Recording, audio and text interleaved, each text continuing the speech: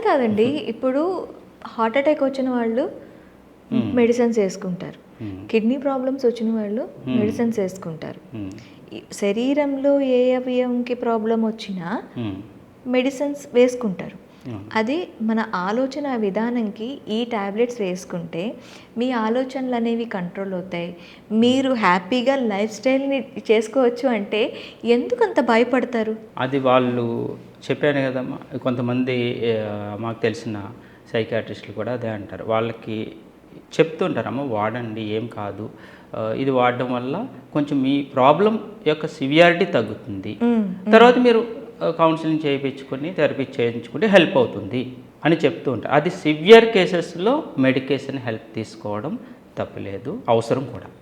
Okay. కాకపోతే మన basic వాళ్ళకి మైల్డ్ స్టేజ్లో ఉన్నప్పుడు మాత్రము థెరపీ కౌన్సిలింగ్ ద్వారా మనం జాగ్రత్త తీసుకోవాలి. సివియర్ అయినప్పుడు మెడికేషన్ సపోర్ట్ తీసుకుంటే హెల్ప్ అవుతుంది. అది పక్కకు పెడితే ప్రాబ్లం ఇంకా ఎక్కువ అవుతుంది. ఆ మెడికేషన్ వేసుకోకపోతే కూడా ప్రాబ్లం వస్తుంది అంటే మరి సివియర్ ప్రాబ్లం డిప్రెషన్ ఉందండి, సివియర్ డిప్రెషన్ ఉంది, మరి సపోర్ట్ తీసుకోవాలి కదా డాక్టర్, ఓకే, సైకాట్రిస్ట్ యొక్క హెల్ప్ తీసుకోవాలి. తీసుకుంటూ రిలాక్సేషన్ మెథడ్స్ యూజ్ చేసుకోవచ్చు, ఓకే, థెరపీ మెథడ్స్ యూజ్ చేసుకోవచ్చు.